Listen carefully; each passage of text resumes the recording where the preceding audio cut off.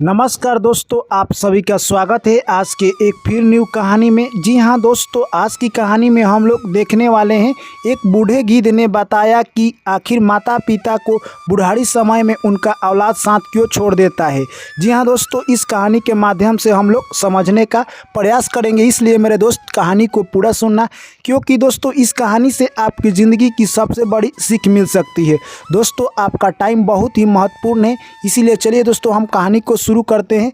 और जो भी साथी पहली बार आए हैं तो चैनल को आप लोग दोस्तों सब्सक्राइब कर लीजिएगा और नोटिफिकेशन को ऑन कर लीजिएगा। चलिए कहानी शुरू करते हैं। एक प्यारा सा कहे तो दोस्तों जंगल था। उस जंगल में एक बहुत बड़ा बरगद का वृक्ष था। उसी वृक्ष पर दोस्तों उस जंगल के सभी पक्षी आकर बैठा करते थे और उस वृक्ष के नीचे सभी जीव जंतु आकर यानी कहे तो उसके छांव में यानी आराम किया करते थे। दोस्तों वो बरगद का वृक्ष यानी कहे तो वो एक तालाब के किनारे था। दोस्तों वहाँ का खूबसूरती देखने में बहुत अच्छी थी। वहीं पर सभी पक्षी आकर यानी गिद्ध शाम को सभी को कहानी सुनाता, यानी गिद्ध की बात सभी पक्षी मानते थे। दोस्तों ऐसे ही देखते देखते उनका ज़िंदगी गुजर रहा था। तभी दोस्तों अकाल पड़ जाता है उस जंगल में और बारिश नहीं होती है। बारिश ना होने के कारण दोस्तों अकाल पड़ जाता है और सभी पक्षियों का खाना नहीं मिल पाता है, यानी कहे तो दोस्तों अनाज नहीं होता है, जिससे पक्षी खाना नहीं खा पाते हैं और उस जंगल का पेड़ पौधे सूखने लगते हैं। और पक्षियों के बीच हाहाकार मच जाता है कि हम लोग अब खाना कहाँ से खाएंगे। दोस्तों कुछ पक्षी तो छोड़कर उस जंगल को जाने लगे, यानी कहे तो उस जंगल से बहुत सारे पक्षी पलायन करने लगे और गिद्ध से भी बोलते कि हे गिद्ध बाबा, आप भी इस जंगल को छोड़कर चलिए, क्योंकि अगर आप इस जंगल में रहते हैं तो आपको खाने के लिए कुछ नहीं मिलेगा। दोस्तों गिद्ध उनकी बात सुनता और इग्नोर कर देता। गिद्ध कहता कि मैं आप लोग के साथ नहीं जाऊंगा। मैं जिस बरगद के पेड़ पर बड़ा हुआ हूं उस पेड़ को मैं संकट में छोड़कर नहीं जाऊंगा। इसके ऊपर क्या थोड़ा सा संकट आ गया कि मैं इसको छोड़ दूं? मैं इसको छोड़कर कभी नहीं जाऊंगा, चाहे यहीं पर मुझे मरना पड़े, मैं यहीं पर रहूँगा, कतई नहीं जाऊँगा। दोस्तों यह सब बात सुनकर वहाँ से पक्षी पलायन करने लगे। दोस्तों दिन पर दिन जंगल में बहुत सारे वृक्ष सूखते जा रहे थे, क्योंकि बारिश नहीं हुआ था और वो बरगद का पेड़ भी सूखने लगा, दिन पर दिन और सूख रहा था। और वहाँ पर जो भी पक्षी बचे थे दोस्तों वो भी वहाँ से पलायन कर गए। अब वहाँ पर सिर्फ अकेले एक गिद्ध बचा था। दोस्तों गिद्ध सुबह उठता तो देखता कि यहाँ पर कोई पक्षी नहीं है। फिर कुछ दिनों के बाद बहुत सारे पक्षी आते हैं और गिद्ध से बोलते हैं कि हे गिद्ध महाराज, आप यहाँ से हमारे पास चलिए, क्योंकि क्या पता कब ये वृक्ष गिर जाएगा और आपकी जान की खतरा बनी रहेगी। फिर गिद्ध बोलता है दोस्तों, जिस पेड़ पर मैं बचपन से बड़ा और खेला हूँ उस वृक्ष को छोड़कर मैं नहीं जाऊँगा। यह बात सुनते ही वो सारे पक्षी यानी कहे तो दोस्तों भगवान भोले शंकर के पास जाते हैं और उनसे गुहार लगाते हैं। तभी भगवान भोले शंकर कहते हैं, बोलो तुम लोगों की क्या परेशानी है। तभी दोस्तों सभी पक्षी कहते हैं कि हमारे गिद्ध महाराज यानी इस जंगल में रहते हैं और एक बरगद के पेड़ पर, और उस जंगल में अकाल पड़ा हुआ है। उस जंगल को छोड़कर वो जाने का नाम ही नहीं ले रहे हैं। हम लोग लाख कोशिश कर हार गए हैं। तभी शंकर भगवान कहते हैं तथास्तु।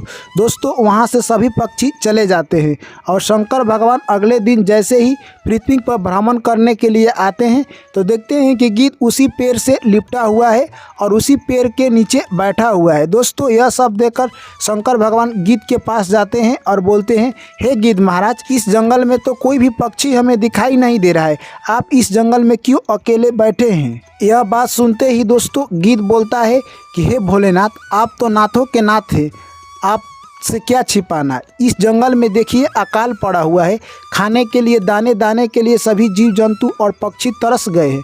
सभी पक्षी इस जंगल को छोड़कर चले गए हैं और सिर्फ मैं ही इस जंगल में अकेला हूँ। तभी भोले शंकर बोलते हैं कि तुम इस जंगल में आखिर अकेला क्यों हो? तभी यानी कहता है गिद्ध कि हे भोलेनाथ, आपसे क्या छिपाना, मैं इस जंगल में इसलिए अकेला हूँ क्योंकि मैं उस पेड़ को नहीं छोड़ना चाहता हूँ जिस पेड़ पर मैं यानी बचपन से आज तक बड़ा हुआ हूँ, जिस पेड़ ने मुझे खेलना हंसना सिखाया है, उस पेड़ को मैं संकट में छोड़कर नहीं जाना चाहता हूँ। यानी कहने का मेरा साफ मकसद है कि जो पेड़ हमारे लिए बचपन का टहनी यानी हमारा सहारा बना, यानी उनके ऊपर थोड़ा सा क्या कष्ट आ गया कि मैं उनका साथ छोड़ दूं, मैं ऐसा कतई नहीं कर सकता हूं। दोस्तों यह बात सुनते ही शंकर भगवान बोले कि तुम्हारी उच्च विचार के लिए मैं सत्य सत्य नमन करता हूँ। हे गिद्ध महाराज, आपकी इतनी उच्च विचार मैं सोच भी नहीं सकता हूँ। शंकर भगवान कहते हैं कि मैं तुमसे प्रसन्न हूँ, मांगो तुम वरदान में क्या मांगना चाहते हो। दोस्तों तभी गिद्ध बोलता है कि हे भोलेनाथ, अगर आप मुझसे इतना ही प्रसन्न है तो मेरी एक छोटी सी काम कर दीजिए, आपकी बहुत बड़ा अनुकंपा होगा। दोस्तों तभी गिद्ध कहता है कि आपसे मुझे कोई धन दौलत और खाने की वस्तु नहीं चाहिए। मैं जिस जंगल में रहता हूँ उस जंगल को पुनः आप अपनी कृपया से हरा भरा कर दीजिए। दोस्तों शंकर भगवान कहते हैं तथास्तु। कहे तो दोस्तों जंगल फिर से पुनः हरा भरा हो गया और वहाँ पर बहुत सारे फसलें उग गई, जिससे सभी जीव जंतु और पक्षियों को खाने के लिए अनाज उपलब्ध हो गया और बहुत सारे पेड़ पर फल लगे, जिससे बहुत सारे जीव जंतु खाकर अपना जीवन यापन कर सकते हैं। दोस्तों वहाँ से और भोले शंकर भगवान वहाँ से यानी कहे तो अंतर्ध्यान हो जाते हैं। फिर वो पुनः कैलाश पर्वत पर चले जाते हैं। दोस्तों गिद्ध अब अपने मस्ती में ज़िंदगी जी रहा था, यानी पहले की तरह वो दोस्तों ज़िंदगी जीने लगा और उसी बरगद के पेड़ पर बैठता, इधर घूमता उधर घूमता, क्योंकि दोस्तों वहाँ पर कोई पक्षी नहीं थे। ऐसे ही धीरे धीरे दोस्तों समय बीतता गया और कुछ दिनों के बाद उधर से बहुत सारे पक्षी आते हैं और देखते हैं कि गिद्ध महाराज इस जंगल में अकेले ही यानी कहे तो सैर कर रहे हैं। सभी पक्षी देखते हैं क्या बात है, यानी यह जंगल पहले की तरह पुनः हरा भरा हो गया। यह देखकर सभी पक्षी चौंक जाते हैं और फिर पुनः दूसरे जंगल में जाते हैं। वहाँ से सभी जीव जंतु और पक्षियों को बुलाकर लेकर आते हैं दोस्तों, और गिद्ध महाराज से कहते हैं कि आपकी धन्य हो। तभी दोस्तों गिद्ध अपना सारा कहानी सभी पक्षियों को सुनाता है। तभी सभी पक्षी गिद्ध की कहानी सुनकर खुश हो जाते हैं और बोलते हैं कि हे गिद्ध महाराज, आपसे मैंने बहुत बड़ी सीख ली। कभी भी संकट के समय में अपनों का साथ नहीं छोड़ना चाहिए। जो तुम्हें बचपन से बड़ा पाला है उसका साथ तो हमें कतई नहीं छोड़ना चाहिए। आपसे हमने यही सीख लिया। दोस्तों उसके बाद गिद्ध कहता है कि आखिरकार माता पिता को बुढ़ारी समय में बच्चे क्यों यानी साथ छोड़ देते हैं, इस पर मैं कुछ टिप्पणी देता हूं, तुम लोग ध्यान से सुनो। सभी जीव जंतु और पक्षी चिड़िया वहीं पर बैठे थे। दोस्तों गिद्ध कहता है पहली बात, कभी भी हमें अपने बच्चे को यह शिक्षा देना चाहिए कि कभी भी संकट का समय आए तो वहाँ से पीठ दिखाकर भागना नहीं चाहिए।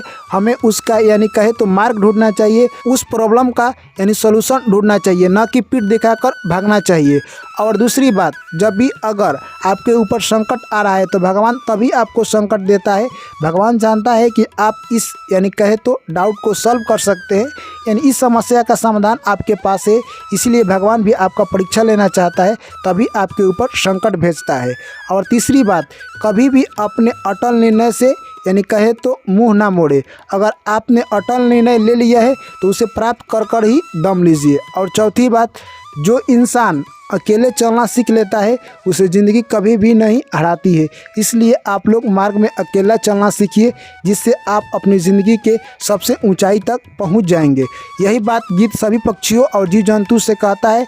उसके बाद सभी पक्षी जीव जंतु यानी गिद्ध की इस बात को सुनकर शाबाशी देने लगते हैं। तो दोस्तों इस कहानी से हमें यही सीख मिलती है कि कभी भी हमें कोई भी समस्या हो उसका डट कर मुकाबला करना चाहिए। चलिए दोस्तों, आप अपनी राय इस कहानी पर जरूर लिखें, क्योंकि दोस्तों आपकी राय का हमें बेसब्री से इंतजार रहता है। फिर आप लोग से मिलते हैं अगली कहानी में। जय श्री कृष्ण, राधे राधे।